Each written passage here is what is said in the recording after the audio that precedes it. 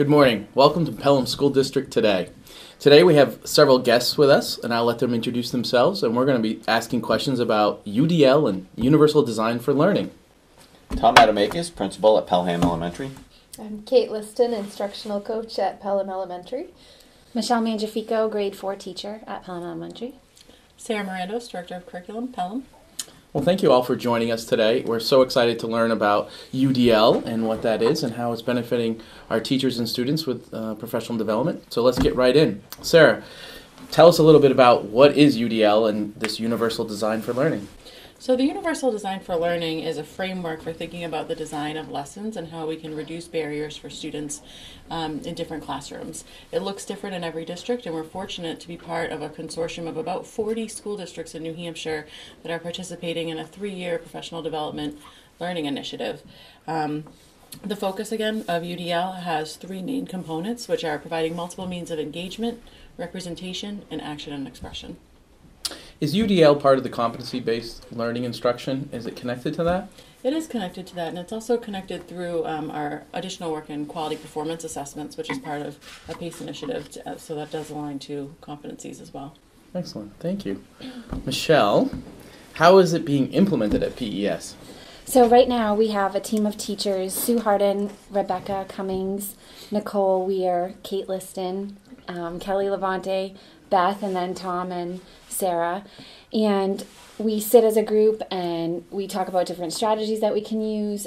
We meet with the big consortium 3 times a year, and we do different things. And then what we've been doing is we've been trying these new things in our class. And UDL isn't, there's a lot of things that we're already doing. It's just adding like a little bit more choice for students. So we've been starting with small lessons, not implementing every single lesson, but just adding a few choices to like math, or adding a few choices to your lesson for reading, so that we can be thinking about the whole child and what's best for them.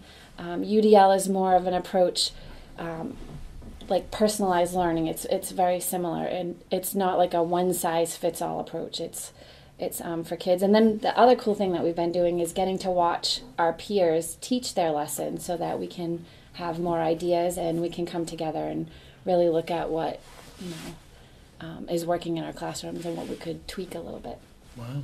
Could you give us an example of one of the, you talked about changing some of the instruction and how it becomes more personalized. Can you give us an example of what that might look like? So one of the lessons that I did, it was a math lesson, and the topic itself was double-digit multiplication. So I have some kids that really need to like get up and move around the room because that's what works for them. So they did more of like a task card thing where they had to move around the room answering problems. I had other kids that like to just kind of sit in their own little corral, and they would pick a different activity and they would sit down at their seat and work on that particular activity. I had other kids that still like that pencil paper type activity, so they would do a different activity. And it's all still around the same concept. It's just giving kids, I even threw some technology stuff in there too, so that they could use different apps on the computer that would still, again, teach the same topic. You're just giving them a variety of different outlets to try to show you what they know. And this ties in nicely with personalizing learning, because what Michelle just talked about is how do we remove barriers to learning? What's blocking a student from getting that concept? I mean, that was a nice example as far as that particular math topic. Some kids need to get up. They need that movement break. So to providing those different activities to help those students meet their needs on how to learn. So, I mean, that's been a big focus, too, is how to remove the barriers to help these kids achieve and to learn. And at the elementary level, it's been huge because we've been talking a lot about social emotional learning.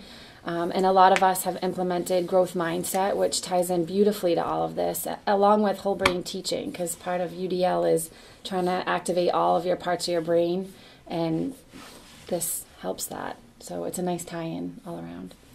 You mentioned one other thing. You talked about the peer observations. Can you elaborate a little bit on that and why that's beneficial?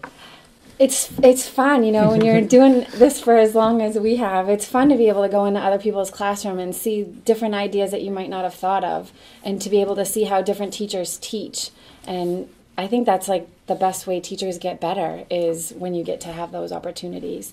I was on the observing side the last time, so I'm excited to be able to go on the other side and see some of my other peers, because you always hear really great things in our building, and we want to go and see all the great things that are happening in the other classrooms. And this has been a really great, and it hasn't just been peers in our school that we have observed. We actually got to sit down with another school at our last conference and really talk about ideas that they had too, and what works for them and what hasn't been working. And, you know, they gave us ideas, we gave them ideas. So it was kind of neat to be able to bounce what you're doing with other schools in the state. What a great way to improve that instruction and that professional development by highlighting the great successes that we're having within our district, and then also learning from other districts.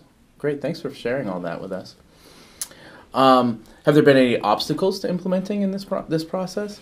I would say, because this is a lot of stuff that we already do, a lot of these are already good practices. A lot of us are already doing the flexible seating. A lot of us are already giving some of our kids choices. I think the biggest obstacle is at first understanding that it's not hugely different from what you're already doing, that you're already doing really great things.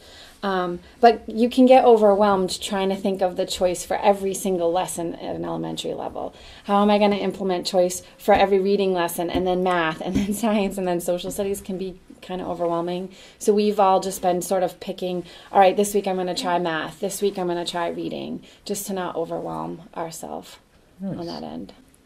And can you tell me about any of the most recent professional development that you've attended? The last one we all went to as a group, and we all got to go to different workshops. So you pick kind of what you want to do.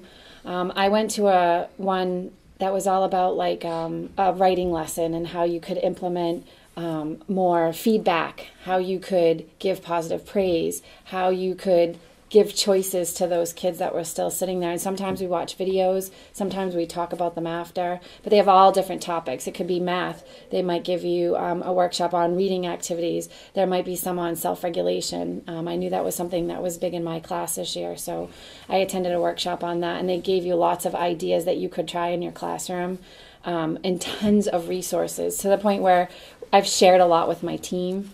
And said, if you're looking for something on this, try looking at this website, because there's so much.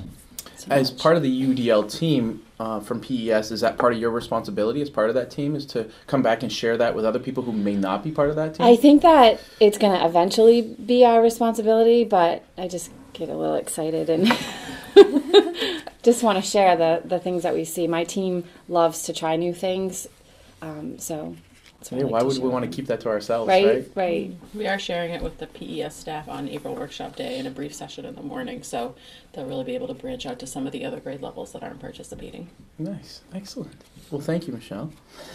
Now about the students, Kate. How do you feel that it's benefiting our students? Well, as Michelle mentioned, we're providing more choices for students in different ways that they can share their learning.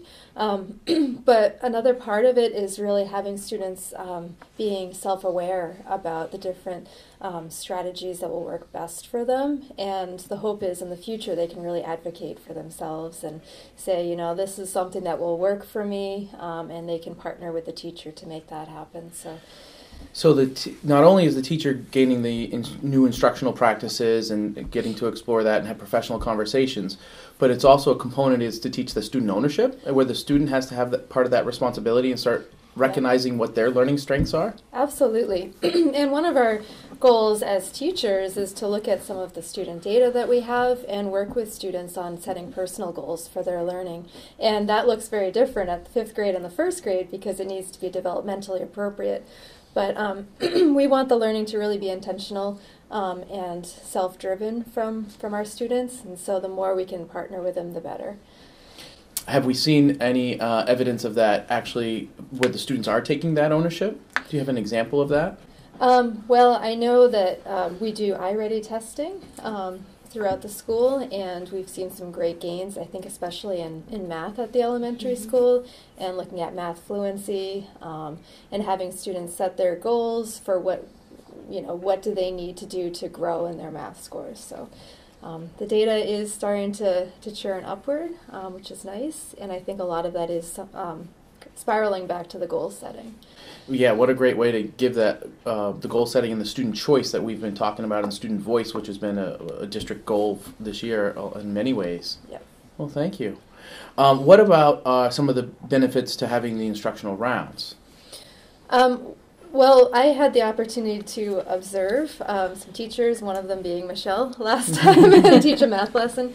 And it was just really interesting because we were able to travel around the school as a team and observe multiple grade levels, so we can really look at the school as a whole and say, what are we seeing that's similar in all those grade levels? And, if we're noticing some strategies in fourth grade that could work really well for first grade, is sharing out those strategies, and as a school coming up with goals, areas that we think we can kind of push even further from a UDL point of view, and Excellent. just taking that into the future. So, well, thank you for participating in this great program. As principal of the building, what benefits do you see that they're coming out of this? Your teachers participating in this? Yeah, well, one, the enthusiasm of the folks that volunteered to be part of this team. So, and that is the hope being it's infectious and contagious to other staff members once they see some of the good things that they're trying and some of the things we're going to be talking about April 1st at our workshop day. So the benefits there, when there's enthusiasm in the teacher, that filters naturally to the students. The students know, they can tell when a teacher is into it or not. They're observant, so they can pick up on that. So with new, fresh ideas and being part of this great process, that enthusiasm is breeding hopefully more into the classroom. Excellent. And from what I've seen during the instructional rounds. And do you have any other future hopes for the UDL process? As a principal, yes. I hope the rest of the team here chimes in from their perspectives. But from my hopes, and I refer back to that enthusiasm and seeing the folks that have joined this team and the enthusiasm they bring. We're hoping that as a result of this collective effort, but also when we talk on the first, other teachers start chiming in and joining in. I know Michelle mentioned and Kate mentions the things that we're already doing align nicely with this process, but the hope is that now everyone takes it a little step further and really looks at what barriers can we remove, how can we get students more involved, what choices can we provide. And I do agree with Michelle that it's a lot more challenging as an elementary teacher because they have everything. They run the gamut. Now they have to provide choice for all subject areas. So it's a matter of not getting overwhelmed, picking an area that you want to focus on, and start small. And that ties nicely in with our book read. Shift this. If you can shift one small thing to make a difference and to really make a change in your classroom, but also in your students, then start small. Little strokes fell great oaks, Mr. Furbush. From a student engagement standpoint, I'm asking both of you, as classroom teachers, have you noticed a difference in their response to the lessons by being given that choice and ownership? I see them all the time in the classroom. The piece I saw the most was during our WIN block. I usually do 2 days of reading, 2 days of math, and I have some structure in it where I meet with small groups, but then I give them choice of what things they want to pick. And everybody's like, but aren't they just going to pick the easiest thing? And I've noticed through this process that they don't always pick the easiest thing. They actually pick what they need to work on. That's what WIN is. And not just picking the easy, I'm going to just do multiplication facts, even though they've already mastered them or whatever, but challenging themselves to take it to the next level. So that's the piece that I see in the classroom, is just them actually making good choices based on what you've provided for them. What a way you must be creating an environment for them where they feel like, hey, I can take on this extra challenge and feel safe even if I'm not successful in it. Right. I try to purposely make mistakes sometimes so that they can see them and learn from them. And so when they see that I'm okay with making a mistake, sometimes it's easier for them to make a mistake and feel this is like a safe environment. I can do that. So I'm hoping that that's what they're getting out of that piece too. I think the big thing for me was, and I've always tried to do something different. I like to change things up, but one of our first meetings, they said that research shows that how people learn is as different as your fingerprint. Mm. And I never really looked at it that way, because we all knew our fingerprints are all different, but I never really thought about it in the perspective of teaching. Mm-hmm. And I think that lends itself to this nicely, really just giving them a lot of choice, but purposeful choice, like Kate said. Mm-hmm. So I knew a lot about the UDL, but what was very impressive for me from this conversation was learning the student ownership, and they are actually now responsible to learn a little bit about what their learning strengths are and able to advocate that later in other grades and later in life to understand what their needs are as a learner. And that's a completely new area that usually we haven't done so much in. Right. I think it's a whole shift. I've been doing education for a long time, and I think the shift is, it's not, like I said before, it's not like a one-size-fits-all. It's what can I do to provide for the needs of all of my students, not just the handful in the middle, which, and having Kate as like the technology piece, really, I think we're really a lucky school because we have so many resources to be able to make this successful. I can hear the excitement. Kate, do you have anything else to add?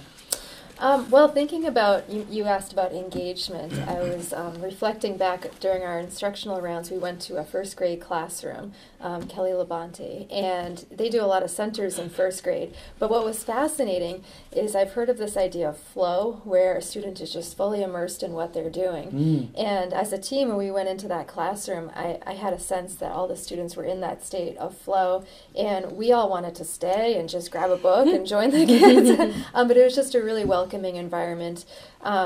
All the students were able to explain exactly what they were working on and what the goal of the lesson was, which for first grade, that's pretty impressive. That is pretty impressive. But they were just really into what they were doing, and they were having fun. Awesome. Which is important too. Very important. Sarah, I'd like to end with you as the Curriculum and Instruction and Assessment Director for the district. What are some of your thoughts on the future hopes of UDL? Well, certainly completing the rest of this initiative this year. We still have another full day of instructional rounds and professional development on March 25th, in addition to our monthly meetings. And next year, we're really looking at targeting our middle school and bringing that up. So we're working on QPAs, or quality performance assessments, at the high school, UDL at the elementary school, and we really feel like we can bring the middle school on board next year and hopefully get us a spot in one of these initiatives. So we've been very fortunate to be part of this and had such a fantastic team that's dedicated to coming in very early on Wednesday mornings too. But it's been a really good experience. Well, thank you for your dedication, and I can definitely hear the excitement and just the evidence of how it's benefiting our students in our schools. So thank you all for coming today and sharing this with us, and hopefully we help educate everyone out there about what the great things that we have going on. Thank you all. Thank you.